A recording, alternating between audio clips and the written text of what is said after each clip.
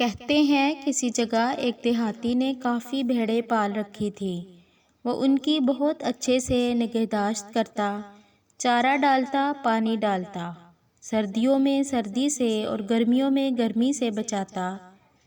لیکن وہ یہ سب بے مقصد نہیں کرتا تھا۔ گرمیوں میں وہ ان سب بھیڑوں کی وقفے وقفے سے اون اتارتا، جسے بیچ کر وہ کافی منافع کماتا، اور اگر کبھی اس کے گھر زیادہ مہمان آتے تو وہ ان کی خاطر مدارت بھی بھیڑ کے گوشت سے ہی کرتا۔ لیکن اس کا طریقہ ہوتا تھا کہ وہ کبھی بھی کسی بھیڑ کی اون اتارتا یا کسی کو ذبح کرتا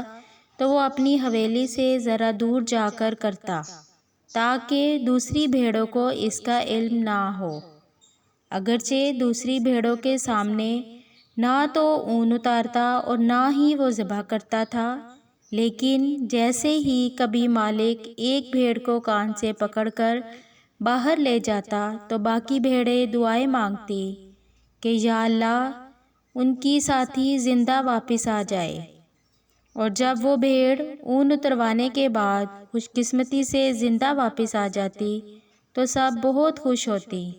کہ چلو اون ہی اتاری ہے، ذبح تو نہیں کیا۔ لیکن جب کبھی مالک کسی بھیڑ کو لے جاتا اور کافی دیر تک وہ واپس نہ آتی تو باقی بھیڑیں خود ہی سمجھ جاتی کہ وہ ذبح ہو گئی ہے۔ پھر کچھ دیر کے لیے سب غمگین اور افسردہ ہو جاتی، لیکن پھر آہستہ آہستہ بھوک پیاس مٹانے کے چکر میں سب کچھ بھول جاتی، حالانکہ وہ سب جانتی تھی کہ یہ سلسلہ کبھی رکنے والا نہیں ہے۔ لیکن پھر بھی وہ پل بھر کے لیے سارے غم بھلا کر چارہ کھانے میں مصروف ہو جاتی، اور یہ سلسلہ ایسے ہی چلتا رہتا۔ اگر غور کریں تو ہم انسانوں کی زندگی بھی ان بھیڑوں سے مختلف نہیں ہے۔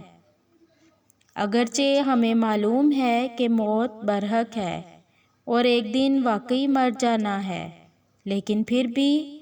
اگر کبھی خوش قسمتی سے ہم میں سے کوئی کسی بڑے حادثے یا بیماری سے بچ جاتا ہے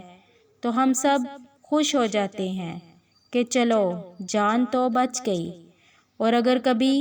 خدا نخواستہ کوئی چل بستا ہے تو ہم سب اس کے غم میں گھڑی بھر کے لیے غمگین ہوتے ہیں، آنسو بہاتے ہیں،